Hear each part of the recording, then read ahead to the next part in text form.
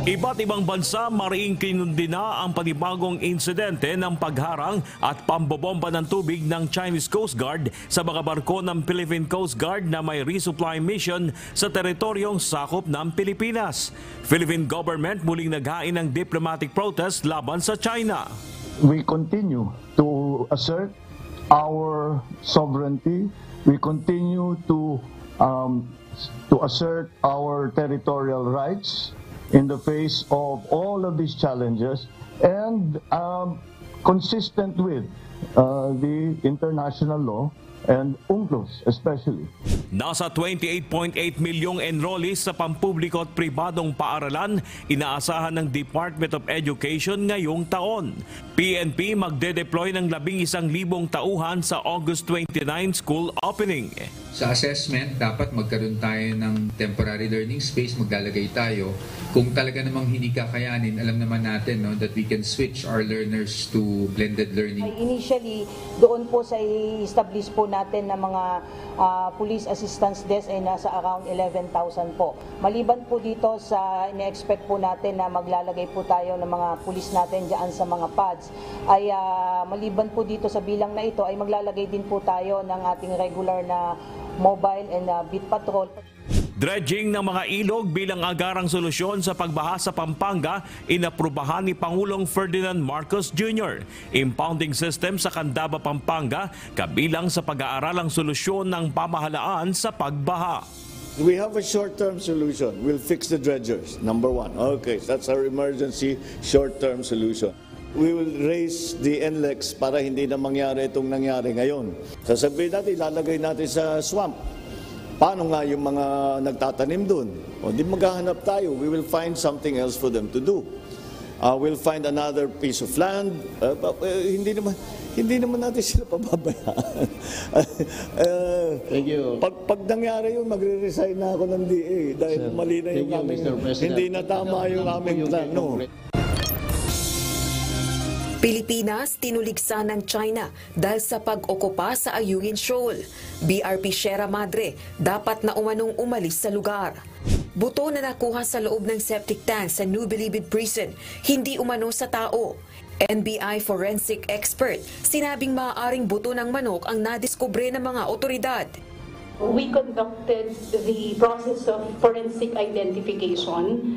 Through this process, we made use of elimination and comparison, and we concluded that it is not of human origin, Your Honor. Kapitan ng tumaob na MB Aya Express, inaming naglalagay ng pangiti sa mga tauhan ng PCG para makapaglayag. Survivor, sinabing walang tauhan ng PCG ang nag-inspeksyon sa motor bangka. PCG itinanggi ang paratang na pagtanggap ng pangiti ng kanilang personnel. Magkano binigay mo sa Philippine Coast Guard na padulas? Pangiti, sir. Pangiti lang po. Ano po? Pangiti. Magdadala ka po ng kahit alin pong ano pa. In goods. In kind. Opo. So, pampangiti, pwedeng alak. Sir, bumili lang po ako ng 100 pesos na saging. Hindi, sir. Tsaka po yung 50 pesos na money po, sir. Ano ba? Merienda. Wishers, satisfied sa kakaibang istorya na napanood sa 8 Wish Date concert. Ang ganda-ganda ng concept. People are reacting to the story and the theatrics na nangyayari on stage. Sinusundan nila habang ang nagtatahe yung music. That's really great. Saludo at kudos sa mga nag-isip ng concept, and of course to KDR and of course to Wish. Maraming salamat po. Teenager na nabaril ng mga pulis sa Navotas noong August 2, biktima ng mistaken identity. 6 na pulis na sangkot sa insidente, nakakulong na. Nakadetain na po sila sa station at nirequest po namin na ililipat sila sa NPD Custodial Facility kasi po. Hindi pagkontrol ng Bureau of Plant Industry sa storage facilities ng sibuyas, pinuna sa mababang kapulungan ng Kongreso. Wala kayong batas sa cold storage na dapat hanggang 30 days lamang yan. And that's the reason why they can store it for 8 up to 12 months a year. Kaya nagkakaroon tayo ng hoarding and price manipulation because of your failure. Mga Pinoy na walang trabaho, tumaas sa 2.33 million ayon sa Philippine Statistics Authority.